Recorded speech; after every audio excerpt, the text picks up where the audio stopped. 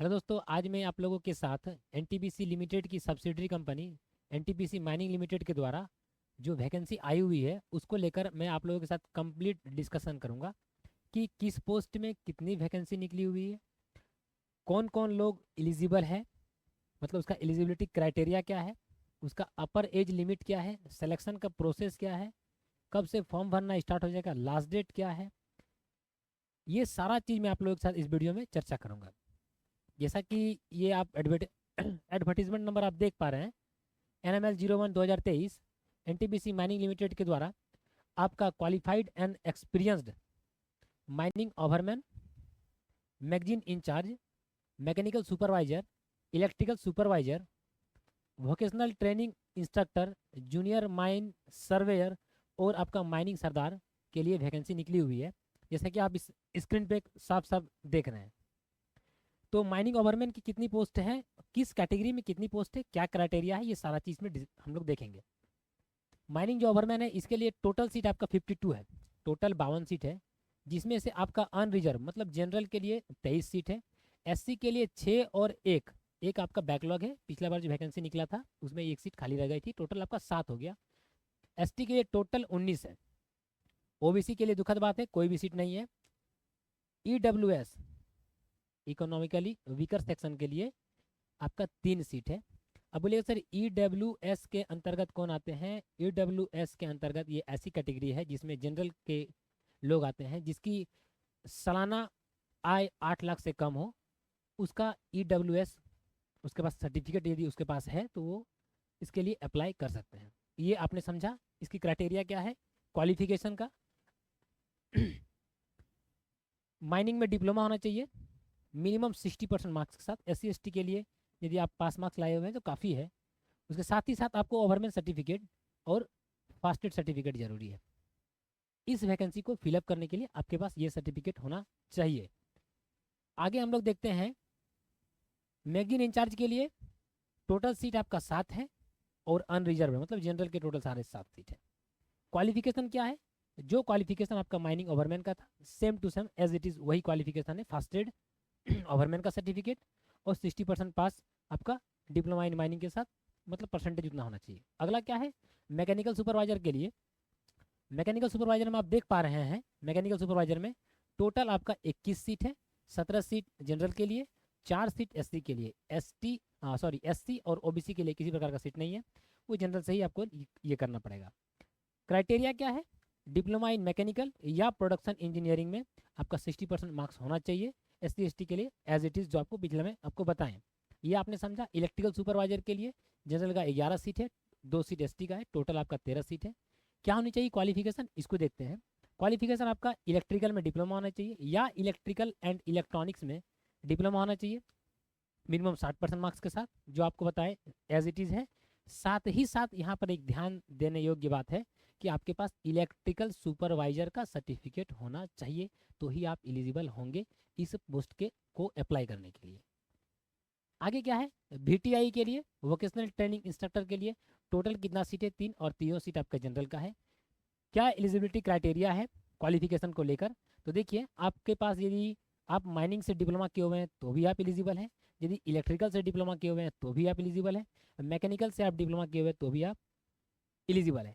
इसमें ध्यान देने योग्य क्या बात है कि साथ ही साथ आपके पास ओवरमैन का सर्टिफिकेट या फोरमैन का सर्टिफिकेट होना चाहिए। और एक इम्पॉर्टेंट चीज़ है कि मिनिमम 5 साल का वर्किंग एक्सपीरियंस होना चाहिए और मिनिमम एज आपका 30 साल होना चाहिए। यही आपका जो ये वोकेशनल ट्रेनिंग इंस्ट्रक्टर है इसमें ही आपका जो एज है वो मिनिमम आपका 30 साल दिया हुआ है। 30 साल से नीचे वाले अप्लाई नहीं कर सकते, बाकी के लिए आप लोग अप्लाई कर सकते हैं। आगे देखता हूँ अगला क्या है जूनियर माइन सर्वेयर के लिए टोटल 11 सीट है और 11 सीट आपका टोटल जनरल का है। आप देख पा रहे हैं क्या क्वालिफिकेशन होनी चाहिए। क्वालिफिकेशन को लेकर यदि आप जानना चाहते हैं तो आपको माइन सर्वे में डिप्लोमा होना चाहिए या माइनिंग इंजीनियरिंग का, माइनिंग मतलब माइनिंग में आप डिप्लोमा किए हुए तो भी चलेगा, माइनिंग एंड माइन सर्वेइंग किए हुए हैं। बहुत कोई कॉलेज आपका डिप्लोमा इन माइनिंग का सर्टिफिकेट देता है, बहुत कोई कॉलेज आपको माइनिंग एंड माइन सर्वेइंग का सर्टिफिकेट देता है, तो दोनों लोग एलिजिबल हैं। यदि आप सिविल इंजीनियरिंग के साथ डिप्लोमा किए हुए हैं तो भी आप इस पोस्ट के लिए अप्लाई कर सकते हैं, लेकिन आपके पास सर्वे सर्टिफिकेट जो DGMS के द्वारा इशू किया जाता है वो सर्टिफिकेट आपके पास होना चाहिए। तो ही आप एलिजिबल रहेंगे इस पोस्ट के लिए, ये याद रखिएगा, इस पे जरूर ध्यान दीजिएगा। सर्वे का सर्टिफिकेट आपके पास होना चाहिए, ये समझे। माइनिंग सरदार के लिए ये आपका 7वां पोस्ट है। इससे पहले 6 पोस्ट के बारे में आपके साथ डिस्कस किए, देखिएगा टोटल 6 पोस्ट क्या था। पहला ओवरमैन, दूसरा मैगजीन, तीसरा मैकेनिकल, तीसरा इलेक्ट्रिकल सुपरवाइजर, 4 हो गया। 5वां आपका VTI, छठा आपका माइन सर्वेयर, और ये आपका 7वां पोस्ट है। इसमें टोटल आपका 7 सीट है, एक SC का है और 3 बैकलॉग और 3 आपका न्यू फ्रेश वैकेंसी को लेकर टोटल आपका 6। किसमें? ST कैटेगरी में। क्या क्वालिफिकेशन है? 10th क्लास पास आउट होना चाहिए और साथ ही साथ आपके पास माइनिंग सरदार का सर्टिफिकेट होना चाहिए। किसका? कोल का, मेटल वगैरह का नहीं चलेगा, ध्यान रखिएगा इस चीज़ को। उसके बाद आपके पास वैलिड पासडेट सर्टिफिकेट, और जो आपको बताए हुए हैं कि मिनिमम 60% मार्क्स के साथ पास आउट होना चाहिए। SC ST है तो पास मार्क आपका चलेगा। ये आपने समझा। ये तो आपने जाना कि एजुकेशनल क्वालिफिकेशन में क्या चाहिए, कौन लोग अप्लाई कर सकते हैं। अब एज लिमिट की बात आ गई, जिसमें से एज लिमिट में मैंने आपके साथ एक ही का चर्चा किया, VTI का, वोकेशनल ट्रेनिंग इंस्ट्रक्टर का। बाकी जो 6 पोस्ट थे उसको लेकर डिस्कस नहीं किया था। समझिएगा, इसमें अपर एज लिमिट क्या है? मैक्सिमम 30 साल है। मैक्सिमम 30 साल है। जब आप लास्ट डेट जो आपका अप्लीकेशन को सबमिशन करने का जो लास्ट डेट है, आगे डिस्कस करेंगे हम लोग, उस दिन तक आपका 30 ईयर्स यदि है तो ठीक है, क्रॉस कर गए तो फिर आप एलिजिबल नहीं है, आपका फॉर्म डिस्क्वालीफाई कर दिया जाएगा, आप डिस्क्वालीफाई हो जाएंगे। इसमें जो आपका रेड स्टार देकर इस चीज़ को दिखाया गया है कि अपर एज लिमिट किसके लिए? VTI के लिए, वोकेशनल ट्रेनिंग इंस्ट्रक्टर के लिए 40 साल दिया हुआ है। याद रखिएगा, जिसमें हमको बताया था आपको कि 5 साल का मिनिमम एक्सपीरियंस होना चाहिए। ये हो गया। कैटेगरी वाइज एज रिलैक्सेशन क्या दिया हुआ? एज इट इज जो आपका दिया हुआ रहता है। OBC में 3 साल, SC ST के लिए 5 साल दिया रहता है, और लैंड आउस्टी जिसको, इसके लिए 5 साल। लैंड आउस्टी कौन होता है? कि इस प्रोजेक्ट के कारण, इस प्रोजेक्ट को रन होने के कारण जिसका जमीन गया हुआ है, वे लोग लैंड आउस्टी में आते हैं, तो उसके लिए आपका 5 साल दिया हुआ है। यहाँ तक आपने समझा। अगला देखिएगा, इसमें पेमेंट क्या है, सर्विस का कंडीशन क्या है, ये सारा चीज़ मैं आपके साथ, और इसको क्या क्या सुविधा दिया जाएगा, इसको लेकर डिस्कस कर रहे हैं। पहला, जो आपको 6 पोस्ट के बारे में बताएं, माइनिंग सरदार को छोड़कर बाकी जो 6 पोस्ट है उसके लिए मंथली आपका 50,000 रुपीज़ है। याद रखिएगा, लिखा हुआ है सीरियल नंबर 1 to 6, 50,000 रुपये आपको कॉन्सोलिडेटेड फिक्स मंथली पे दिया जाएगा। याद रखिएगा, इसके अलावा कुछ नहीं दिया जाएगा, ये समझे। उसके बाद क्या है, जो आपका 7वां पोस्ट है माइनिंग सरदार के लिए, उसका आपका 40,000 रुपये मंथली पे है। याद रखिएगा। साथ ही साथ क्या सुविधा दिया जाएगा ये समझिएगा। एडिशनल में आपको मेडिकल फैसिलिटीज दिया जाएगा, आपका ये वाइफ होता है, आपको वाइफ का भी दिया जाएगा, और आपके 2 बच्चों का। यहाँ तक आपने समझा। उसके बाद HRA या कंपनी एकोमोडेशन, यदि कंपनी का एकोमोडेशन है तो आपको दिया जाएगा, अदरवाइज आप HRA के लिए एलिजिबल हो, आप ले सकते हैं HRA as per company rule. ये समझ गए। यदि आप किसी ऑफिशियल टूर पे जाते हैं तो TADA के लिए आप एप्लीकेबल, ये समझ गए। स्टार्टिंग में ये समझिएगा, ये आपका चौथा पॉइंट बहुत इंपॉर्टेंट है। स्टार्टिंग में आपको 3 साल के लिए, इनिशियली 3 ईयर्स के लिए आपको रखा जाएगा। यदि कंपनी का रिक्वायरमेंट है, कंपनी का नीड्स है, तो आपको फिर 2 साल का एक्सटेंशन दिया जाएगा, 2 ईयर्स एक्सटेंशन दिया जाएगा। कंपनी के नीड्स, कंपनी के रिक्वायरमेंट्स के अनुसार, लेकिन जनरली कंपनी निकालती नहीं है, आपको रखी रहती है, प्रत्येक 2 साल में एक्सटेंशन देती रहती है, जैसे कि अभी तक देखा गया है। यहाँ तक समझ गए। उसके बाद सिलेक्शन का प्रोसेस क्या है, आपके साथ एज लिमिट मैंने डिस्कस किया, क्या सर्विस का कंडीशन है ये समझ गए, आपको क्या फैसिलिटीज दिया जाएगा ये आपने समझा।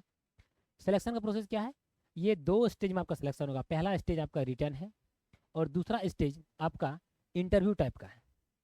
रिटर्न टेस्ट में ये आपको डिटेल्स बताते हैं कि जैसा कि जो पिछला एग्जाम हुआ था, उसमें पिछला एग्जाम के आधार पर आपको समझा रहा हूँ। पिछला एग्जाम पे 50 क्वेश्चन पूछे गए थे। पिछला एग्जाम पे टोटल 50 क्वेश्चन पूछे गए थे। इस 50 क्वेश्चन में 100 मार्क्स था, 50 क्वेश्चन को लेकर 100 मार्क्स था। ऑल क्वेश्चन आर ऑब्जेक्टिव, सभी क्वेश्चन आपका ऑब्जेक्टिव था, ये आपने समझा। और उसके लिए आपको 120 मिनट दिया गया था टाइम, ये आपने समझा। एग्जाम आपको आगे और चर्चा करते हैं। तो आप देख लिए, रिटर्न टेस्ट टोटल 100 मार्क का, 120 मिनट बता चुका हूँ। सेकंड स्टेज में आपका स्किल कॉम्पिटेंसी टेस्ट दिया जाएगा, मतलब लिया जाएगा कि आप कितना एलिजिबल है, आप में क्या स्किल है काम करने को लेकर, आपको कुछ नॉलेज वगैरह है क्या नहीं, वर्किंग एक्सपीरियंस वगैरह कुछ नॉलेज है क्या नहीं, इसके बारे में पूछा जाएगा। हालांकि इससे पहले उसमें एक्सपीरियंस मांगा गया था, लेकिन इस बार एक्सपीरियंस नहीं मांगा गया, ये खुशी की बात है, सभी लोग भर सकते हैं। खाली आप एज को ध्यान में रखिएगा और आपके पास वैलिड सर्टिफिकेट होनी चाहिए। ये हो गया। टेस्ट सेंटर कहाँ होगा? रांची झारखंड में। अब बोलिए रांची झारखंड तो सर, रांची तो बहुत बड़ा है, कहाँ होगा? वो आपको एडमिट कार्ड में पता चल जाएगा, जब आपका एडमिट कार्ड डाउनलोड होगा आपको पता चल जाएगा कहाँ पर आपका एग्जाम सेंटर होगा। ये आपने समझा। इंपॉर्टेंट डेट्स को आप सेव कर लीजिए, बहुत ज़रूरी है। 12 दिसंबर 2023 10 बजे से आपका फॉर्म को अप्लाई कर सकते हैं। लास्ट डेट 31 दिसंबर, इसको भूलिएगा नहीं, 31 दिसंबर आपका लास्ट डेट है। ये समझ गए। As per government of India के द्वारा जो भी रिजर्वेशन और रूल्स एंड रेगुलेशन है उसका सारा चीज़ रिक्रूटमेंट में फॉलो किया जाएगा। डिटेल्स आपको यदि इसके बारे में जानकारी, ऐसे तो सारा चीज़ आपको बता ही दिए हैं, इस पे जाकर आप career.ntpc.co.in में आप इसको जानकारी प्राप्त कर सकते हैं। आपको मैं बताना चाहता हूँ कि पिछले बार का जो एक्सपीरियंस है उसके आधार पर आपको बता रहे हैं कि आपको 30 डेज का समय दिया गया था after last date of submission of forms.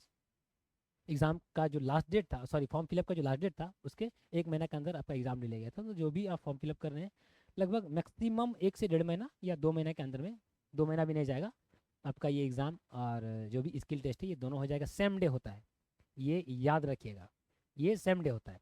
तो आप लोग अपना तैयारी, आप इसको फॉर्म को फिलअप कीजिए और तैयारी में लग जाइए। यदि आप तैयारी करना चाहते हैं तो ऑनलाइन कोर्स के साथ आप हमारे साथ जुड़ सकते हैं। ऑनलाइन कोर्स में मैं आपके साथ लाइव क्लासेस, रिकॉर्डेड क्लासेस और जो प्रीवियस ईयर में जो क्वेश्चन पूछा गया था ये सारा चीज़ आपके साथ डिस्कस करूंगा। और क्या क्या इंटरव्यू में क्वेश्चन पूछा जाता है स्किल टेस्ट में वो भी मैं आपके साथ डिस्कस करूंगा। यदि आप हमारे साथ जुड़ते हैं तो किस किस कोर्स का मैं ऑनलाइन क्लास करवाता हूँ, माइनिंग ओवरमैन को लेकर, मैगजीन इंचार्ज को लेकर और सरदार को लेकर। विशेष जानकारी के लिए आप इस पर कॉल कर सकते हैं या इस पर कॉल कर सकते हैं। ये आपने जाना। और अभी तक जो दिया हुआ जानकारी यदि आपको पसंद आया हो तो काइंडली आप हमारे चैनल को सब्सक्राइब कीजिएगा। और यदि किसी भी प्रकार का समस्या हो तो आप इस नंबर पर कॉन्टैक्ट कर सकते हैं, मैसेज कर सकते हैं। और अभी के लिए मैं आप लोगों से फिर मिलता हूँ अगले वीडियो में। जय हिंद दोस्तों।